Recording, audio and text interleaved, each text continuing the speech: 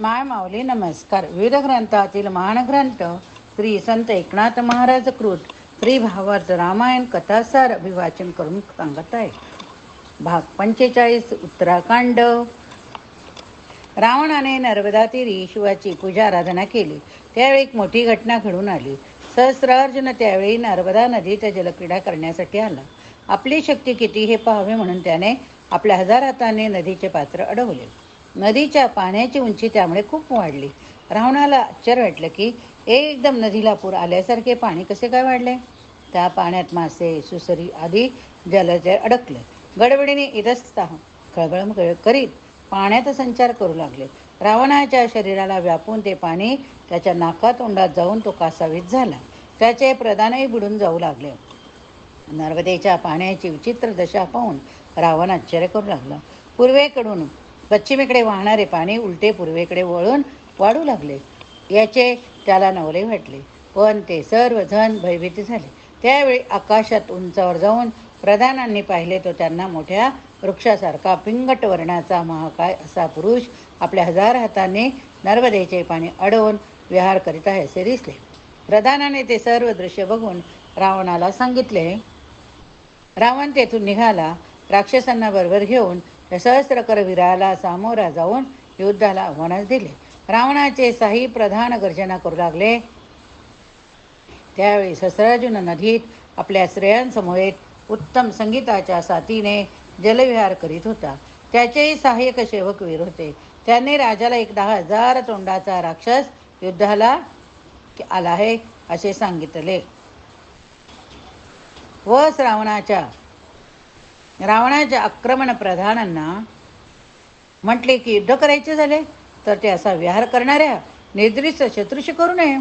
राजा युद्धाला सज्ज होतो, तोवर थांबा. पण रावणाच्या प्रधानाने त्याचे काही न ऐकता त्या सेवकाचे प्राण घेतले. काहींना तर त्यांनी खाऊन टाकले. ते पाहून तर सहस्रार्जुन एकदम चवताळून रावणास युद्ध करण्यास आला. त्या दोघांचे घनघोर युद्ध झाले. कित्येक काळापर्यंत कोणीच हार जाईना. रावणाला अमरपणाचे वरदान होते, त्यामुळे रावण मेला नाही. पण सहस्रार्जुन त्याच्यापेक्षा फारच बलिष्ठ होता. रावणाची 10 मस्तके 20 हात पाहताच सहस्रार्जुनाला एकीकडे त्या विचित्र राक्षसाविषयी कुतूहल वाटले. पण त्याची युद्धाची खुमखुमी पाहून अर्जुनाने त्याच्याशी नाना शस्त्रांनी युद्ध केले. शेवटी त्याला एखाद्या खेळण्यासारखे उचलून आपल्या गळ्यात बांधून त्याला मिरवीत व जयघोष करीत आपल्या नगरीत त्याने प्रवेश केला. रावणाचे प्रधान जीव घेऊन पळून गेले. त्या सहस्रार्जुनाचे नाव कार्तवीर्य असे होते. रावणाचा सारा पराक्रम राजासमोर कह-पदार्थ ठरला. रावणबंधन नावाचा भाग आपण बघितला. आता कार्तवीर्याच्या महिष्मगती नगरीत रावण एखाद्या दीनभिकाऱ्यासारखा भीक मागत हिंडत होता. त्याची अवस्था कचऱ्यासारखी झाली होती. रावणाचा प्रधान प्रहस्त याने पौलस्तीला ही वार्ता सांगितली. पौलस्तीला रागही आला. रावणाची दयाही आली. तो महिष्मती नगरीत गेला. आपण आल्याचे वृत्त त्याने राजाला द्वारपालाकडून कळविले. राजा सहज तत्काळ त्याच्या स्वागताला पूजा सामग्री घेऊनच आला. त्याची सन्मानाने पूजा करून त्याला आपल्या महालात नेले. आपल्या येण्याचे प्रयोजन पौलस्तीने सांगितले. म्हटले, राजन, तुझा पराक्रम अद्वितीय आहे. ज्या रावणाने सर्व देवतांचा पराभव केला त्यांना आपल्या आज्ञा पाळायला लावल्या, त्या रावणाचा तू सहज पराभव केलास. कारण तुझा प्रतापच तसा आहे. मला कोणतीही द्रव्य किंवा आणखी कोणतेही सहाय्य हवे आहे म्हणून काही मी आलो नसून माझी एकच विनंती आहे की रावण हा माझा पुत्र आहे. त्याच्यावर दया करून त्याला तुमच्या बंधनातून मुक्त करावे. सहस्रार्जुनाचा स्वभाव उदारच होता. रावणाच्या उन्मत्तपणामुळे त्याने त्याला धडा शिकवला होता. पौलस्तीची विनंती त्याने मान्य केली व आपल्या सेवकांना सांगून त्याने रावणाला आणून त्याच्या पित्याच्या स्वाधीन केले. पौलस्तीला पुत्रास पाहून आनंद झाला. बाळा, येथे तुला फार श्रम पडले की रे. चल आता लंकेत परत जा, मी तुला सोडवले आहे. रावण फार लज्जित झाला. नंतर राजाचा निरोप घेऊन पिता पुत्र राज्याच्या बाहेर आले. रावण लंकेकडे गेला. पौलस्ती आपल्या आश्रमात गेला. रामन बंधमोचन नावाचा भाग आपण बघितला. आता अगस्ती रामाला रावणाचा पूर्व इतिहास सांगत होते. ते पुढे म्हणाले, पौलस्ती स्वर्गास गेला. रावण आपल्या प्रधानासह भूलोकी अनेक राजांना शरण आणीत किंवा ठार मारीत संचार करीत निघाला. त्याचे आगमनापुढे किष्किंधा नामक नगरीपाशी झाले. ती नगरी पंपा सरोवराजवळ अनेक पर्वतामध्ये होती. फार बलशाली असा वाली वानर तेथे त्यावेळी राज्य करीत होता. रामा, ज्या वालीला तू सुग्रीवाचा कैवर घेऊन मारलेस, तोच हा वाली. रावणाने वालीच्या प्रधानाकडून वालीला संदेश पाठविला की लंकाधिपती रावण आला असून युद्धासाठी आवाहन करीत आहे. पण प्रधानाचेच त्याला उत्तर दिले, तुम्ही थांबा. वाली महाराज समुद्रावर स्नानासाठी गेले आहे. रावण महाराज आपला सुज्ञ असाल तर निघून जा. वालीच्या हातून फुकट मराल तरी आपण अमृतपान केले असले तरी मरण पावाल. आपण त्याचे सामर्थ्य जाणत नाही. ते तर रोज 4 समुद्रात स्नान करता. देवदानवांनी त्यांच्याशी युद्ध करण्यासाठी दुदुंबी नामक राक्षसाला पाठवले होते. त्यांनी त्याला मारून भिरकावून दिले. त्याचे प्रेत पलीकडे पडलेले आहे. आता तो नुसत्या अस्थींचा पर्वत आहे. फारच काही असेल तर समुद्रावर दक्षिण जावे, तेथे ते भेटतील. रावण विमानाने वेगाने दक्षिण समुद्राकडे गेला. त्याने वालीला पाहिले. त्याला पकडावे म्हणून रावण हळूच पुढे गेला, पण वालीने त्याला येताना पाहिलेच. तत्काळ मागे वळून त्या दशग्रीवाला त्याने उचलून आपल्या बगलेत दाबून धरले. नंतर त्याला तसेच पकडून वाली इतर 3 समुद्राच्या तीरी गेला. रावणाला बगलेत धरूनच वारंवार डुबक्या मारून रावण गेला. रावण शरण आला. त्याने स्वतःला सोडावे म्हणून वालीची काकुळतीने प्रार्थना केली. वालीने त्याला सोडले तेव्हा विचारपूर्वक बोलून रावणाने वालीशी मैत्री करण्याचा प्रयत्न केला. वालीने जरी रावणाला पूर्ण शरण आणले होते तरी रावणाशी मैत्रीचा, परस्परांना सहाय्य करण्याचा करार करणे त्यालाही मान्य झाले. मग तो वाणेंद्रिय राक्षेंद्रिय मित्र झाले. किष्किंधा नगरात दोघे आले. रावण 1 महिनाभर किष्किंधेत वालीचा पाहुणचार स्वीकारीत आनंदात राहिला.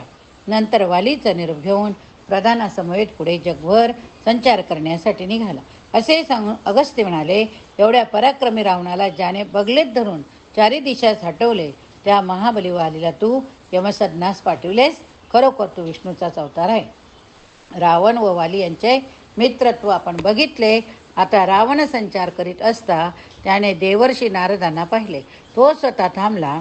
नारदाने त्याने आपल्यासाठी क्षणभर थांबायला सांगितले. त्याला वंदन करून रावण त्याची स्तुती करू लागला. रावण म्हणाले, राजा, मी पण तुझे वैभव पाहून धन्य झालो. तुला सर्व देव दानव मानतात. तू दिग्विजयी आहे. तुझ्यापाशी पुष्पक विमान आहे. इंद्रजितासारख्या पराक्रमी पुत्र आहे. ज्याच्या आहाराला त्रिभुवन पुरणार नाही असा कुंभकर्ण तुझा भाऊ आहे. तुझी बरोबरी करणारा मला त्रिभुवनात कोणीही दिसत नाही. त्याने केलेल्या प्रशस्तीने मनातच खूप खुश होऊन रावण म्हणाला, नारद ऋषीवर्य, शंकर भगवान, पितामह ब्रह्मदेव यांनी मला तर जे वर दिले त्यामुळेच मी अजिंक्य अमर झालो. मी सर्वत्र विजय झालो. नारद म्हणाले, पण रावणा, ज्याच्या प्रारब्धातच मृत्यू होता ते काळाने आधीच खुनेने ठरवून टाकले होते की यांचा मृत्यू रावणाच्या हातूनच होणार. तेच तर मारलेच हे लक्षात घे. सर्व मी माझा संसार, माझी पत्नी, माझे वैभव अशा अभिमानाने म्हणत होते. रावण म्हणाला, आता मी रसातळात जाणार. तेथील मोठमोठ्या दैत्यांना ठार करणार, जिंकून अंकित करीन. माझ्या आज्ञेने ते त्यांचा अधिकार चालवतील. मग मी समुद्रमंथन करून अमृत काढीन. नारद म्हणाले, यातही तुझा खरा पराक्रम जगाला दिसणार नाही. यापेक्षा जो यमराज सर्वांना मृत्यू देणारा, त्याच्या पापपुण्याचा झाडा घेऊन नरक स्वर्गादी देणार आहे, त्याला जिंकूनच तू जगात खरा सर्वश्रेष्ठ ठरशील. रावणाला मोठी ईर्ष्या उत्पन्न झाली. तो एकदम गर्जना करून म्हणाला, मुनिवर्य, खरे आहे, मृत्यूचा देव जो यम, त्याला जिंकण्यात खरा पुरुषार्थ आहे. मी आत्ताच तिकडे जातो. रावण पुष्पक विमानात बसून यमलोकात जाण्यास निघाला. नारदांना कलह प्रिय होता. ते यमाला पूर्वसूचना देण्यास अत्यंत वेगाने रावणाच्या पुष्कळ आधी यमाकडे जाऊन पोहोचले. नारदाचे यमलोकात गमन आपण बघितले. आता अगस्त्य ऋषी रामाला पूर्वीच्या कथा सांगत होते. ते म्हणाले, रावणाला प्रेरणा देऊन नारद प्रेतलोकात यमाकडे गेले.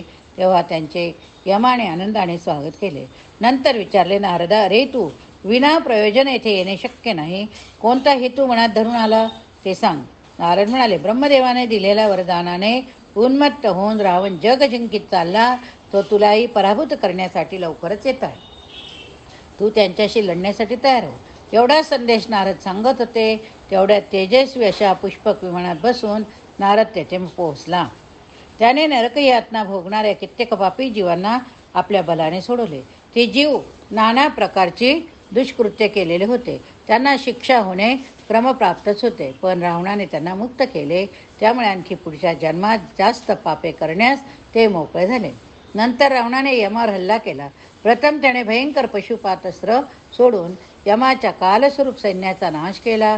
देव देवता फारच घाबरल्या. राक्षसांनी रावणाचा जय जयकार केला. तिकडे रावणाच्या त्रासापासून त्रैलोक्याला सोडवावे अशी विनंती लक्ष्मीनारायणाला काकुतीने करू लागले. यम सेनेचा विध्वंस आपण बघितला. आता मागच्या अध्यायात आपण पाहिले की रावणाने पाशुपत अस्त्र सोडून यमाच्या सैन्यास भस्म केले. राक्षस रावणाच्या नावाचा जय जयकार करू लागले. त्यामुळे यमराज रागावला. त्याने सारथ्याकडून रथ मागवला. आपले गण घेऊन तो रणभूमीवर आला. त्या कृत्यातला येताना पाहूनच राक्षसांच्या सैन्यामध्ये पळापळ सुरू झाली. एवढेच नव्हे तर ऋषीमुनी, देव, यक्ष, गंधर्व सर्व पळू लागले. मग रावण, प्रेताधिपती यम यांचे रणकंदन चालू झाले. शास्त्राचा अपरंपार वर्षा दोघांनी परस्परांवर केला. असे त्यांचे युद्ध 7 रात्री अखंड चालले तरी दोघे थकले नाही. रावणाने 4 बाणांनी यमाचा सारथी, 70 बाणांनी रथ आणि 1000 बाणांनी यमावर हल्ला केला. ते सारे यमाने क्षणार्धात तोडून टाकले. तो एखाद्या प्रज्वलित आगीप्रमाणे तळपळत होता. तेव्हा साक्षात मृत्यू त्यांच्यापुढे येऊन उभा राहिला. त्याने स्वतः युद्ध करायचे परवानगी मागितले. तो म्हणाला, हे यमराजा, मला आज्ञा द्या. मी याचा केवळ दृष्टीनेच क्षणार्धात निपात करीन. मला त्यासाठी युद्ध करण्याची गरज नाही. आजपर्यंत मी कित्येकाचा संहारच केला आहे. माझ्यासमोर कुणाचे प्रताप टिकत नाही. माझ्यासारखा सेवक असताना तुम्ही एवढे कष्ट का घेतात? फक्त मला पाठवा तुम्ही, मी हे ब्रह्मांडच लयाला नेतो. पण यमाने त्याला समजावले. तो पुन्हा युद्धाला तयार झाला. त्याचे पाठीवर दिव्य बाणाने भरलेला भाता होता. कालाग्नीप्रमाणे 10 तेजस्वी धनुष्य होते. केवळ दर्शनानेच मृत्यू येईल असा मुद्रा होता. त्याने राक्षस सैन्यावर सोडला मृदर. तेव्हा समस्त राक्षस पळत सुटले. मग यमाने आपल्या सुप्रसिद्ध कालदंड हातात घेतला. दूर उभ्या असलेल्या रावणाच्या रोखाने उगारला. हे पाहून प्रत्यक्ष ब्रह्मदेव त्याच्याकडे आला. त्याने विनंती केली की तू युद्ध थांबव, याचा अंत करू नको. मी दिलेल्या वरामुळेच हा एवढा उन्मत्त झाला. पण हा जर आत्ताच मेला तर माझे वरदान वाल्मिकी ऋषींचे भविष्य कोठे होईल? तरी माझी एवढी विनंती ऐक, याला सोड. त्यावर धर्मराजा म्हणाला, याला जर शिक्षा केली नाही तर हा गप्प बसणार नाही. तथापि तुमच्या शब्दाला मान देण्यासाठी मी थांबतो. असे सांगून प्रेताचा राजा नारदास स्वर्गी गेला. तेव्हा रावण आनंदाने गर्जना करीत रसातळाच्या दिशेने निघाला. यम व विधाता यांचा संवाद आपण ऐकला. रावणाने त्याच्यावर हल्ला चढविला. 1 वर्षभर ते युद्ध चालू होते, तरी कुणी कुणास अटपत नव्हते. तेव्हा स्वतः ब्रह्मदेव तिथे आला. त्याने त्या नागवीरांना समजावले. रावणाशी त्यांचा समेट करून दिला. नंतर 1 वर्षपर्यंत रावण राक्षसांचा तेथे राहिला. त्याच ठिकाणी त्याने काळी जादू, गुढविद्या, मायाजाल यांचा अभ्यास केला. मग तो दिग्विजयासाठी पुढे चालला. वाटेत अश्मपूर नावाचे राज्य होते. तेथे कल्याण नागाचे राज्य होते. त्यांच्याशी युद्ध करून त्याने त्यांचा पराभव केला. मग त्याची बहीण शूर्पणखा हिच्या पतीशी युद्ध करून त्याला मारून तो पुढे निघाला. तो वरुणाच्या राज्यापाशी आला. त्या वरुणाच्या राज्याला कैलासाशिवाय दुसरी उपमाच योग्य नव्हती. तिने रावणाच्या दृष्टीला कामधेनू पडताच त्याने तिला वंदन केले. वरुणाच्या सैनिकांना निरोप दिला की वरुणाला जाऊन सांगा, रावण युद्धासाठी आला आहे. युद्ध कर, अगर पराजय मान्य कर. त्या वरुणाच्या राज्याला कैलासाशिवाय दुसरी उपमा योग्य नव्हती. तेथे रावणाच्या दृष्टीला कामधेनू पडताच त्याने तिला वंदना केली. वरुणाच्या सैनिकांना निरोप दिला की वरुणाला जाऊन सांगा, रावण युद्धासाठी आला आहे. युद्ध कर, अगर पराजय मान्य कर. तेव्हा वरुणपुत्राने सैन्य जमून युद्ध चालू केले. वरुणाच्या सैन्याने रावणाला पूर्ण वेढून घेतले. ते पाहून महोदर राक्षस चवताळला. त्याने सर्व सैन्यांचा संहार मांडला. सैन्यांची वाताहत पाहून वरुणाचे मुलगे युद्धाला आले. त्या सर्वांना पाहून रावणाने त्याच्या प्रधानाकरवी वरुणाला निरोप दिला.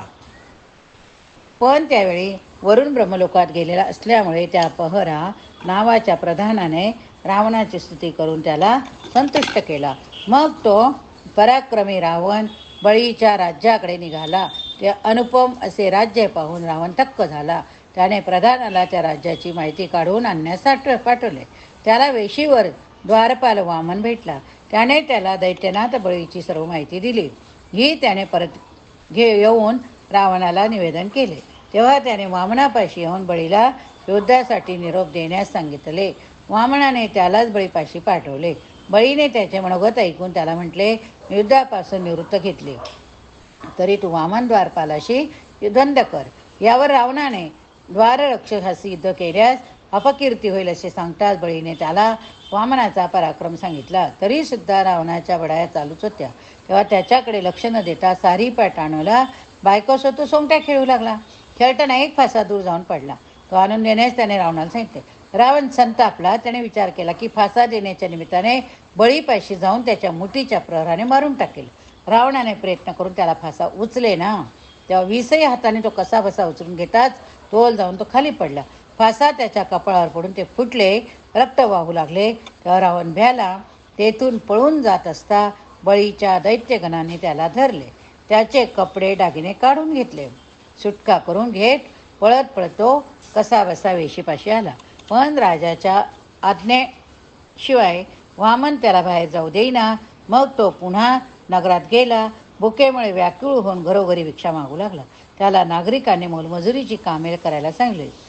हे वृत्त समजताच रावणाचा बाप विश्रवा पुत्र मोहाने बळीपाशी आला.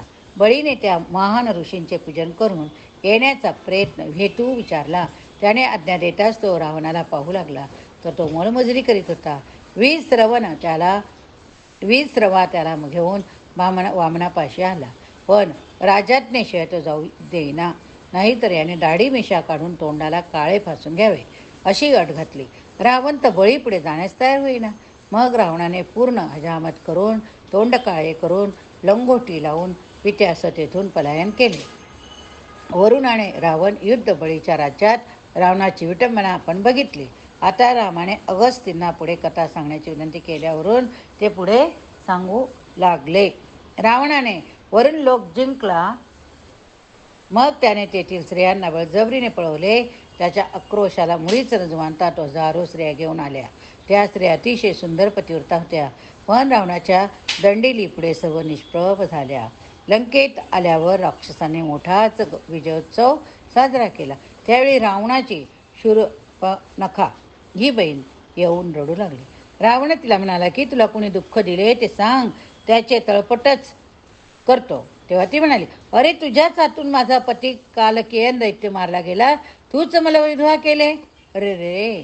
रावणाने तिचे परोपरीचे सांत्वन केले, स्वतःची चूक कबूल केली. मी तुला स्वतंत्र राज्य देते असे म्हणून त्याने तिला दंडकारण्याची स्वामिनी केले. ती नगरी पूर्वीची पद्मपुरी भृगुमुनींच्या शापामुळे ती राक्षसांचे वसतिस्थान झाली होती. तेथे तिच्या रक्षणासाठी रावणाने खर व दूषण यांना 14,000 राक्षसांचं पाठवले होते. शूर्पणखेच्या खर दूषणासह दंड करण्यात आपण बघितले. आता रावणाने जनस्थान दंडकारण्य शूर्पणखेला दिले. मग तो काला महाबली विश्रांतीसाठी आपल्या महालात गेला. तेथे मंदोदरीने त्याचे स्वागत केले. काही काळ विश्रांती घेतल्यानंतर तो पुत्र इंद्रजिताला भेटण्यासाठी नीलकुंभीला येथे जाण्यास निघाला. इंद्रजिताने तेथे शुक्राचार्याच्या पौरोहित्यासाठी जारण मारण आदी विद्यांच्या प्राप्तीसाठी साधना मांडली. एका मागोमाग एक असे 7 यज्ञ तो करीत होता. रावणाने प्रवेश केला. 7व्या यज्ञाची पूर्णाहुती चालू होती. रावणाने प्रश्न केला. शुक्राचार्याने त्याला इंद्रजिताने पिळवलेल्या सर्व असुरी सिद्धीची माहिती दिली. त्यावर रावण म्हणाला, हे सर्व योग्यच होय, पण यात एक गोष्ट चांगली नाही.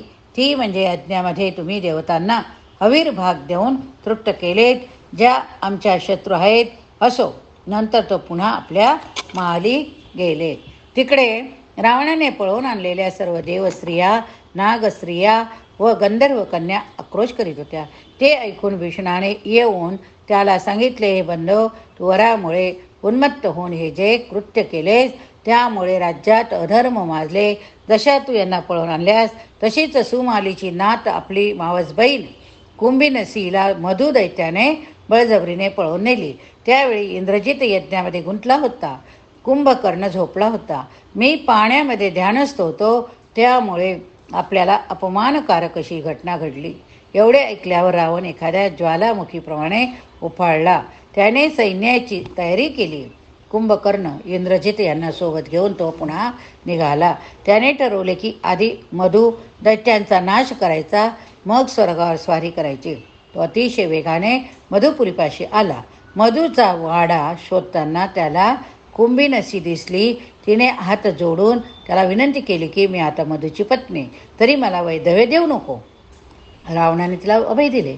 मधूला बोलायला सांगितले. मधू निद्रेतून उठून बसला. पत्नीकडून सर्व वृत्त समजताच धावतच आला. त्याने रावणाला मोठ्या प्रेमाने आलिंगन दिले. त्याचा यथायोग्य सत्कार केला. पत्नीकडून सर्व वृत्त समजताच धावतच आला. त्याने रावणाला मोठ्या प्रेमाने आलिंगन दिले.